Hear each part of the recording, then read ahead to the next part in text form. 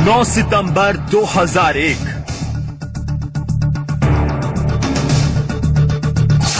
10 साल बाद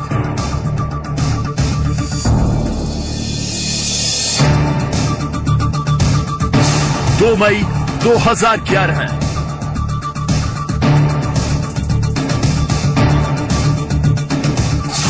साल 2014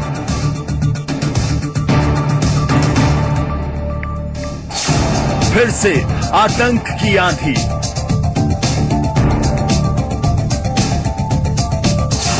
और फिर से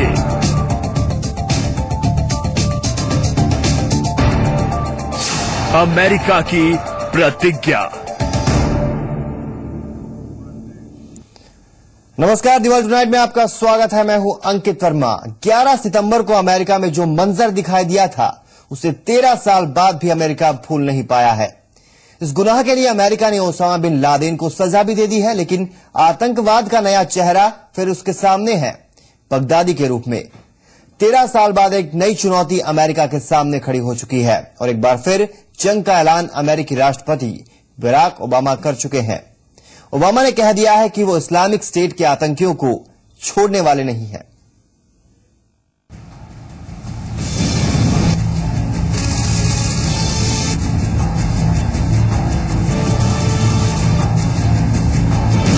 ISIL is a terrorist organization. They killed children. They took the lives of 2 American journalists.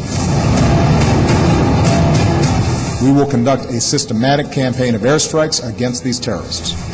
13 साल बाद भी 11 सितंबर आते ही अमेरिकी आंखों में आंसू लिए वही दिन याद करते हैं जब उनके अपने आतंकवाद की भेंट चढ़ गए थे। पिछले 13 सालों में बहुत कुछ बदला, दुनिया में तरक्की के नए मुकाम घड़े गए, लेकिन इस बीच अगर कुछ नहीं बदला तो वो है आतंकवाद। 11 सितंबर 2001 को अमेरिका के साथ साथ पूरी दुनिया ने मौत को करीब से देखा था, उसे महसूस भी किया था। 13 साल बाद भी हालात ज्यादा जुदा नहीं है। कल ओसामा का डर था तो आज बगदादी की दहशत है। ओसामा को उसकी करनी का फल मिल गया और अब बारी है बगदादी की। दुनिया के सबसे ताकतवर इंसान ने दुनिया के सबसे खूंखार आतंकवादी संगठन ISIS की हरकतों का इलाज ढूंढ लिया है।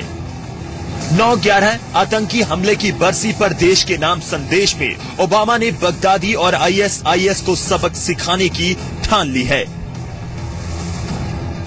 My fellow Americans, tonight I want to speak to you about what the United States will do with our friends and allies to degrade and ultimately destroy the terrorist group known as ISIL. As Commander-in-Chief, my highest priority is the security of the American people.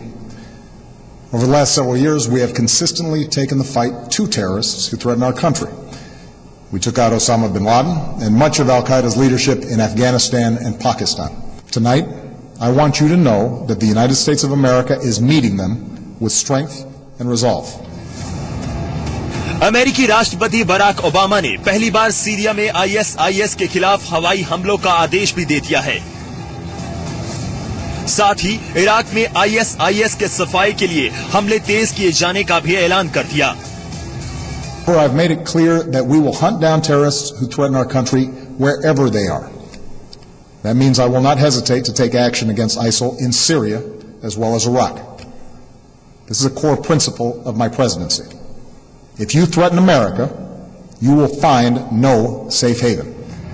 Barack Obama को ISIS की बढ़ती ताकत और America पर मंडरा रहे खतरे का अंदाजा हो चुका है। शायद यही वजह थी कि देश के नाम 14 मिनट के संदेश में अमेरिकी राष्ट्रपति ने न सिर्फ 9/11 की घटना को याद किया, बल्कि आज के बिगड़ते हालात और आतंक का जिक्र भी किया। भाषण में ओबामा ने ISIS के सफाई के लिए कोई समय सीमा तय नहीं की है, लेकिन ये साफ जरूर कर दिया है कि आतंक को जड़ से खत्म करने के लिए पूरी ताकत के साथ सभी देशों को एक साथ आगे आना होगा, क्योंकि आतंकवाद के दानव का अब कोई भी चेहरा दोबारा सामने नहीं आ सके। ब्यूरो रिपोर्ट, जी मीडिया। आईएसआईएस के आतंक से दुनिया सन्न है। आईएसआईएस सुपर पावर अमेरिका को चुनौती दे चुका है। इसके बाद अमेरिका आईएसआईएस को मारने के लिए महागठबंधन बनाने जा रहा है। इस महागठबंधन में 10 देश हो सकते हैं और अगर ऐसा हो गया तो आईएसआईएस का खात्मा तय है।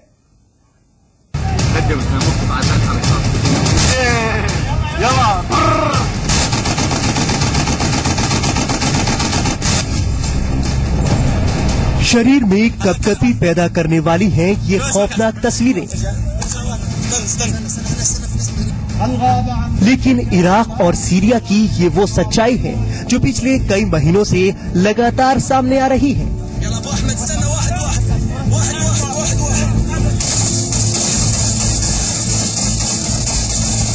और आईएसआईएस का ये खूनी खेल रोकने के लिए अब अमेरिका महागठबंधन बना रहा है।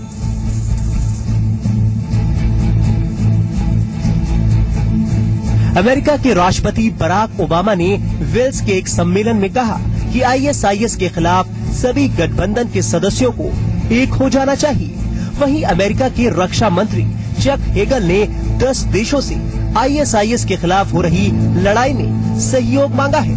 ये 10 देश हैं ब्रिटेन, फ्रांस, जर्मनी, तुर्की, कनाडा, ऑस्ट्रेलिया, इटली, पोलैंड और डेनमार्क।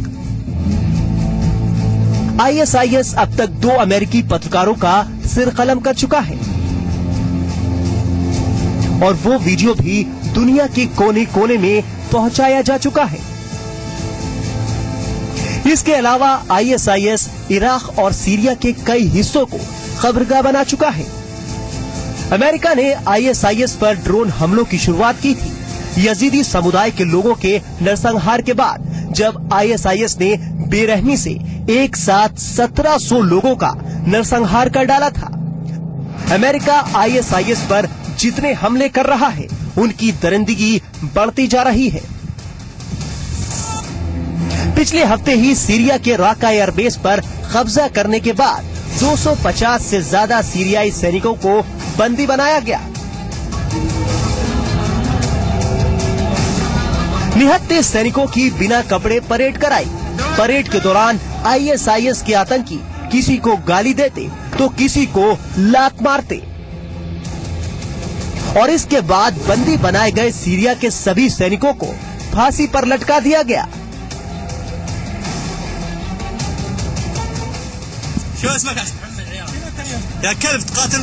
आईएसआईएस आतंकियों की हैवानियत की ऐसी तस्वीरें देखकर ही अमेरिका ये समझ चुका है कि दरिंदगों की इस पलटन को नहीं रोका गया तो बहुत देर हो जाएगी।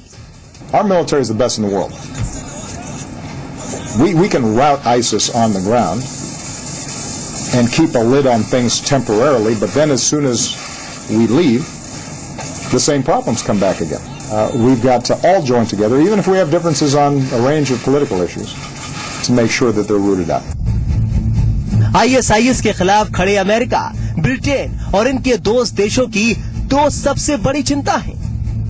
अमेरिका, ब्रिटेन, ऑस्ट्रेलिया, कनाडा समेत दुनिया भर के देशों से रोज कई कट्टरपंथी आईएसआईएस में शामिल होने के लिए पहुंच रहे हैं। वहीं यूनाइटेड नेशंस के 43 पीस कीपर समेत कई दर्जन लोग आईएसआईएस के बंधक हैं, जिनके सिर पर हर पल मौत मंडरा रही है। इसलिए दुनिया के सबसे ताकतवर देश ने ठान ली है कि इंसानियत को बचाने के लिए दुनिया के सबसे बड़े दरिंदों को खत्म करना ही होगा। Bureau report, C media. America ताकतवर देश है। दुनिया भर की कूटनीति इसी देश के आसपास बुनी जाती है, लेकिन आखिर बार बार अमेरिका मुश्किल में क्यों पड़ जाता है? क्यों उसकी अपनी भी नीतियां उस पर उल्टी पड़ जाती हैं? जिस आतंकवाद को निस्तनाबूद करने के लिए अमेरिका रात दिन एक कर देता है, वही आतंकवाद आखिर बार बार उसके सामने चुनौती बनकर क्यों खड़ा हो जाता है? अमेरिका दुनिया का सबसे ताकतवर देश है। अपनी दादागिरी पूरी दुनिया पर दिखाना चाहता है, लेकिन सुपरमेसी का दावा करने वाले अमेरिका ने इराक के मामले में हस्तक्षेप करने में लंबा समय ले लिया, जबकि इराक में छिड़ा हुआ गृह युद्ध इस हाल तक पहुंच जाने का सबसे बड़ा जिम्मेदार अमेरिका खुद है। ये वही अमेरिका है जिसने इराक में जबरन घुसकर युद्ध छेड़ दिया था। सद्दाम हुसैन के काल में जहां अलकायदा के आतंकियों पर कंट्रोल था, लेकिन जब इराक में सद्दाम का राज खत्म हुआ तो अमेरिका ने नूर अल मालिकी को देश की कमान दे दी। ऐसे में यहाँ सुन्नी समुदाय धीरे धीरे मूलधारा से कटता चला गया। राष्ट्रपति के तौर पर सालों का सफर तय कर चुके ओबामा को इस बात का इल्म अच्छे से था, लेकिन उन्होंने कभी यहाँ सांप्रदायिक झगड़े को खत्म करने में रुचि नहीं दिखाई। ये उनकी सबसे बड़ी असफलता है, जिसके नतीजे के तौर पर आईएस सामने है। सीरिया में जो कुछ भी हालात दिखाई दे रहे हैं, उसमें अमेरिका और बराक ओबामा का स्ट्रेटेजिक फेल्योर है। सीरिया वही देश है जो अरब देशों में फैली क्रांति की आग की चपेट में आ गया था। 2011 में उस दौर में अमेरिका ने भी अपनी खूब चालें चली। सीरिया में असद जब अपनी गद्दी छोड़ नहीं रहे थे तो अमेरिका ने छिप छिप कर विद्रोहियों को मदद दी, जिसका फायदा उठाकर आईएस आज इतना अमीर और बड़ा संगठन बन चुका है।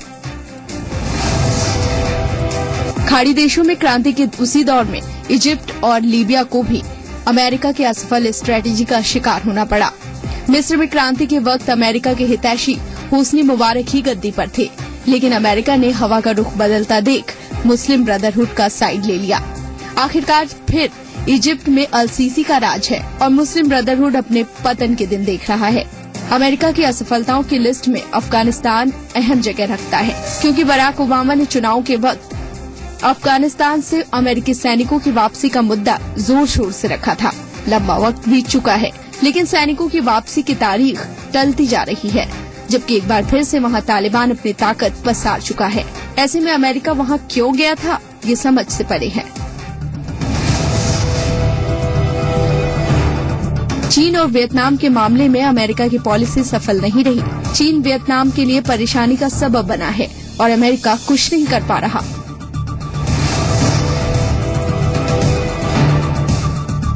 एशिया में पाकिस्तान को लेकर अमेरिका ने जो पॉलिसी तय की, उसका भी कोई भला होता नहीं दिख रहा।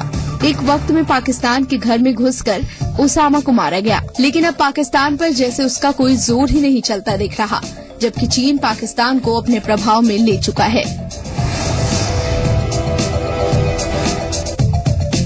अमेरिका के कूटनीतिक फेल्योर का सबसे ताजा मामला रूस और यूक्रेन के बीच का है, जहां यूक्रेन ने परमाणु अप्रसार संधि पर दस्तखत के बदले अमेरिका और बाकी देशों से चरमपंथियों से लड़ने में मदद की गुहार की। हालात सबके सामने हैं। अमेरिका सिर्फ रूस को धमकियां देता रहा और यूक्रेन अब भी बारूद के ढेर पर बैठा है। ब्यूरो रिपोर्ट, जी मीडिया। और अब 9/11 की तारीख का वो पहलू जो भारतीय प्रधानमंत्री नरेंद्र मोदी ने दुनिया को समझाने की कोशिश की है। पीएम नरेंद्र मोदी ने अपने ट्विटर अकाउंट के जरिए शिकागो में 121 साल पहले दिए गए स्वामी विवेकानंद के भाषण का जिक्र किया। इस भाषण की तारीख भी 11 सितंबर ही थी और इसके जरिए स्वामी विवेकानंद ने दुनिया को विश्व बंधुत्व का पाठ पढ़ाया था, जिसकी जरूरत 21वीं सदी में सबसे ज्यादा है। भारत की पहचान विश्व बंधुत्व को मानने वाले राष्ट्र के तौर पर होती है। तभी तो भारत के एक आध्यात्मिक गुरु ने अब से सालों पहले अमेरिका में ही जाकर 11 सितंबर के दिन विश्व बंधुत्व की सीख दी थी। Sectarianism, bigotry, and its horrible descendant, fanaticism, have long possessed this beautiful earth. They have filled the earth with violence, drenched it often and often with human blood, destroyed civilization, and sent whole nations to despair. Had it not been for these horrible demons, human society would be far more advanced than it is now. तब America ने आतंक और दहशत के ये दिन नहीं देखे थे और उनके शब्दों का मतलब उन्हें उस तरह समझ में नहीं आया जिस तरह स्वामी विवेकानंद इन्हें कह रहे थे। लेकिन 21वीं सदी में अमेरिका पर पड़ी आतंकवाद की मार ने उसे बहुत कुछ सिखा दिया है। 21वीं सदी में आतंक और दहशत के माहौल के बीच शायद इस संदेश का महत्व कोई समझता नहीं है। यही वजह है कि नरेंद्र मोदी ने आज के दिन स्वामी विवेकानंद की उस अपील को एक बार फिर याद करने की सलाह दी है।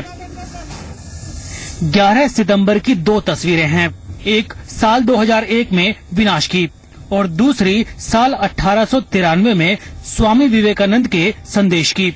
अगर हमने स्वामी जी के संदेश पर अमल किया होता तो इतिहास कभी ऐसे कायर हमलों का गवाह नहीं होता। जो हमने 11 सितंबर 2001 को अमेरिका में देखा।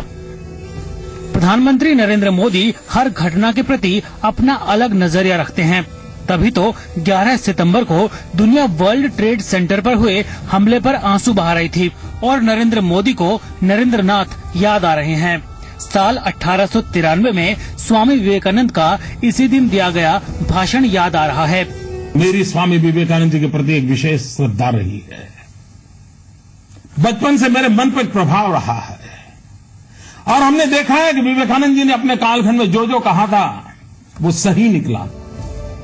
11 सितंबर 1893 को अमेरिका के शिकागो में हुई विश्व धर्म संसद में स्वामी विवेकानंद ने भाईचारे का जो पाठ पढ़ाया, उसकी एक एक सीख आज भी दुनिया के लिए उतनी ही जरूरी है जितनी 121 साल पहले थी। I am proud to belong to a religion which has taught the world both tolerance and universal acceptance.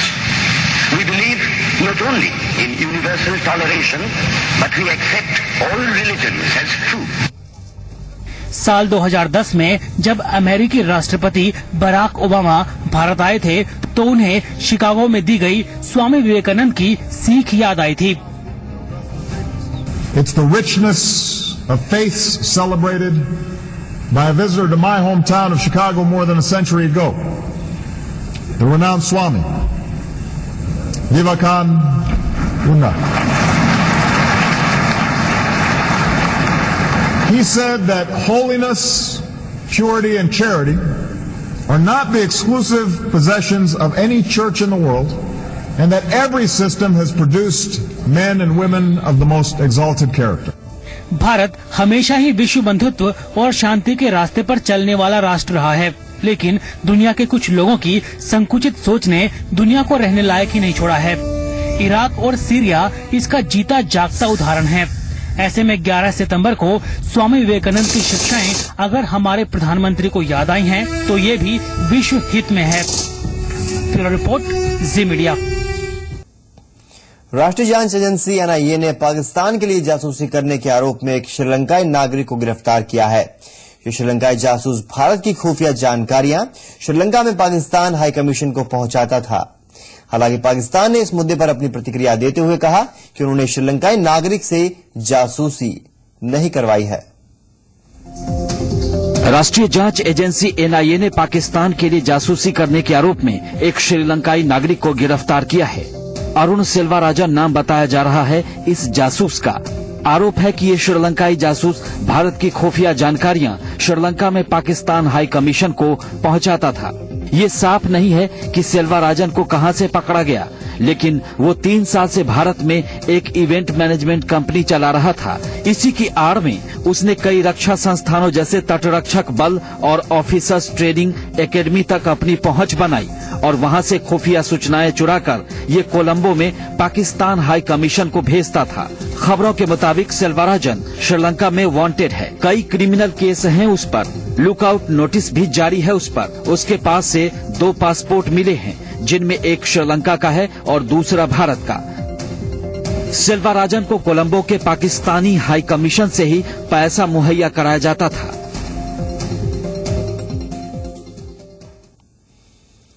और अब नजारा उस तबाही का जिसने भारत और पाकिस्तान के विवाद को पानी के सैलाब से धो दिया है। इस वक्त इन दोनों देशों की सीमा पर गोलियां बारूद नहीं बल्कि दूर दूर तक बेतहाशा सैलाब दिख रहा है। जान बचाने की कवायद दिख रही है, राहत कर्मी दिख रहे हैं और परेशान घबराए चेहरे दिखाई दे रहे हैं। आपदा हाहाकार ने मचा रखा है क्योंकि बनी बनाए घर उजड़ गए हैं और लोगों की जिंदगी के लाले पड़े हुए हैं।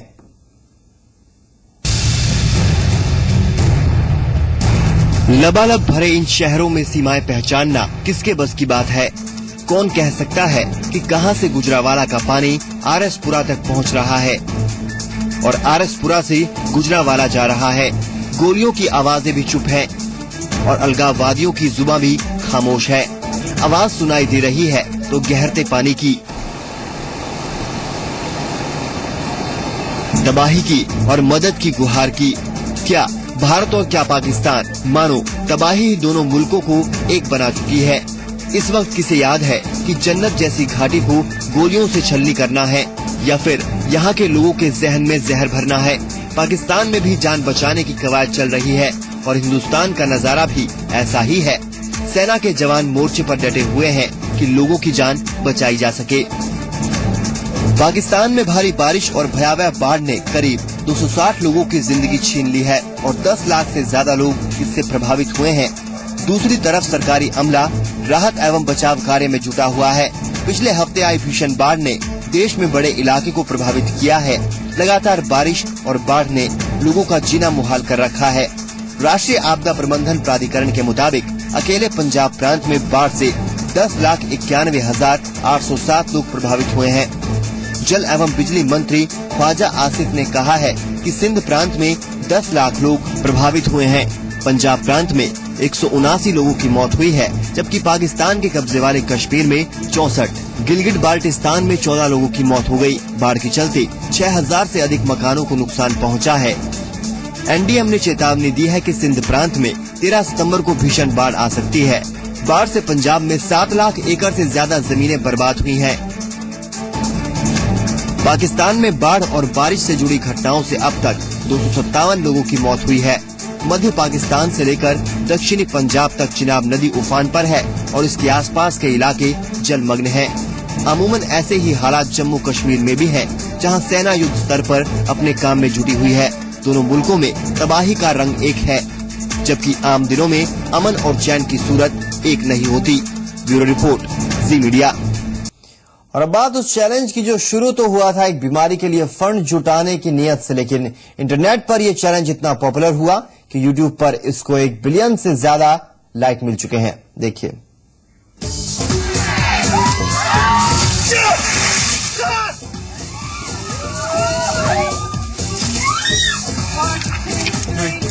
ये तस्वीरें तो आपको याद होंगी। कोई सेलिब्रिटी नहीं बचा, न ही कोई खिलाड़ी। हर किसी ने लिया ये अनोखा चैलेंज और सोशल मीडिया पर पोस्ट कर दी अपनी तस्वीरें। इस अनोखे चैलेंज की इन्हीं तस्वीरों ने आइस बकेट चैलेंज को एक फैशन स्टेटमेंट बना दिया और इसने सोशल मीडिया पर रिकॉर्ड बना डाला। ऑनलाइन वायरल हुए इस चैलेंज को यूट्यूब पर 1 बिलियन से भी ज्यादा हिट्स मिले हैं। इस चैलेंज को 150 से ज्यादा देशों ने यूट्यूब पर पोस्ट किया है। शुरुआत में 90% वीडियो अमेरिका से भेजे जा रहे थे, लेकिन चैलेंज के शुरू होने के 2 हफ्ते बाद ज्यादातर वीडियो दूसरे देशों से पोस्ट किए गए।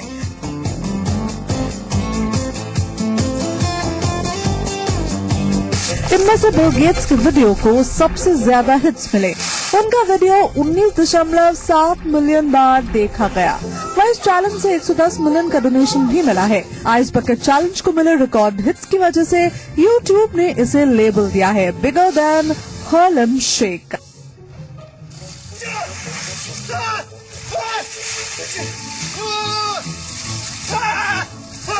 दरअसल 2013 में हार्लेम शेक सोशल मीडिया पर वायरल हो गया था और अब आइस बकेट चैलेंज भी बिगेस्ट हिट बन चुका है। तो आप भी इस सीरीज का हिस्सा बन सकते हैं, किसी को ये चैलेंज देकर या फिर किसी से ये चैलेंज लेकर। ब्यूरो रिपोर्ट, जी मीडिया।